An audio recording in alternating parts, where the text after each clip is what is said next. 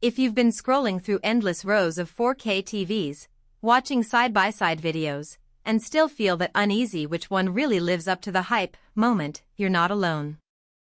I've spent the past week swapping my old 50-inch set for a brand new 55-inch screen, testing it with everything from family movie nights to high-octane gaming sessions, and I'm here to break down whether the Samsung S90F actually earns its premium price tag. Link is in the description if you want to check the product details on Amazon. First off, the biggest hesitation most people have with a high-end Samsung OLED-like panel is the fear of paying for a lot of marketing fluff and ending up with a TV that looks great on showroom footage but falls short in everyday lighting. The S90F promises the most advanced 4K AI processor and powerful brightness and deeper contrast, which sounds impressive until you test it in a typical living room that isn't pitch black. I set it up in a room with a large window, a few floor lamps, and the occasional glare from a ceiling fixture, exactly the kind of environment most of us live in. The picture held up surprisingly well. The AI upscaling managed to pull extra detail out of my 1080p Blu-ray collection, and the HDR+ mode gave a noticeable boost to bright scenes without washing out darker parts. In short, the processor isn't just a marketing buzzword, it actually translates into a clearer, more vibrant picture when the lights are on.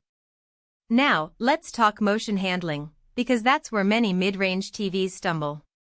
The S90F ships with Xcelerator 144Hz, a feature Samsung touts for sports and gaming. I tried a fast-moving soccer match, a racing game on a console, and even a high frame rate action movie. In each case, the motion felt buttery smooth, and there was no noticeable trailing or judder. The keep your eye on the ball marketing line isn't just hype, fast pans stayed crisp, which is a real win for anyone who watches a lot of live sports or plays competitive games where every frame counts. One of the practical strengths that often gets overlooked is the built-in Alexa integration. I'm not a heavy smart home user, but being able to say, "Alexa, change the channel to NBC," or "Alexa, dim the lights," without reaching for a remote is genuinely convenient. The voice control responds quickly and works across the TV's own apps, so you can launch Netflix, pause a show, or switch inputs hands-free. If you already have an Echo device, the TV syncs seamlessly, turning your living room into a single voice-controlled hub. On the flip side, the S90F isn't without trade-offs. The first thing I noticed was the price point. This isn't a budget buy, and the cost can feel steep if you're only after a decent 4K TV for casual watching. Also, while the panel is bright enough for a well-lit room, it doesn't reach the peak brightness of a true OLED, meaning true blacks can still leak a hint of gray in a completely dark viewing environment.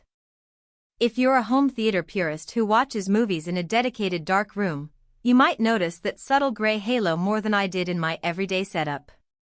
Additionally, the TV's anti-reflective coating does a decent job, but bright sunlight hitting the screen from a side window still creates a mild glare.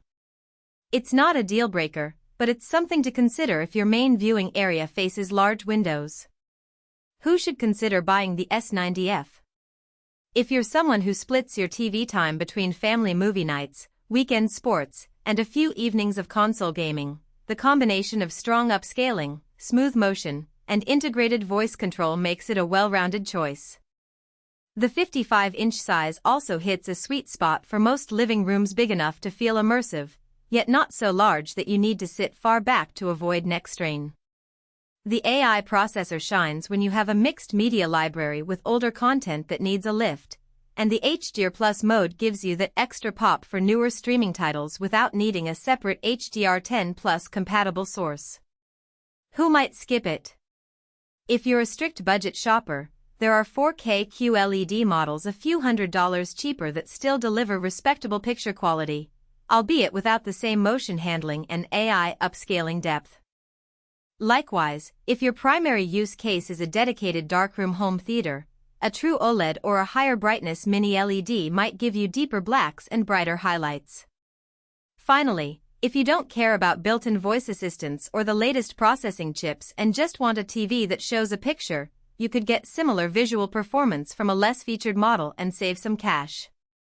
Another practical consideration is the software experience. Samsung's Tizen OS is generally smooth, but it does come with a handful of pre-installed apps that you might never use, and a few occasional hiccups when switching between them. In my week of use, the system never froze, but there were moments when the Netflix app took a second longer to load after a system update. That said, the interface is intuitive, and the remote smart button brings up a quick launch.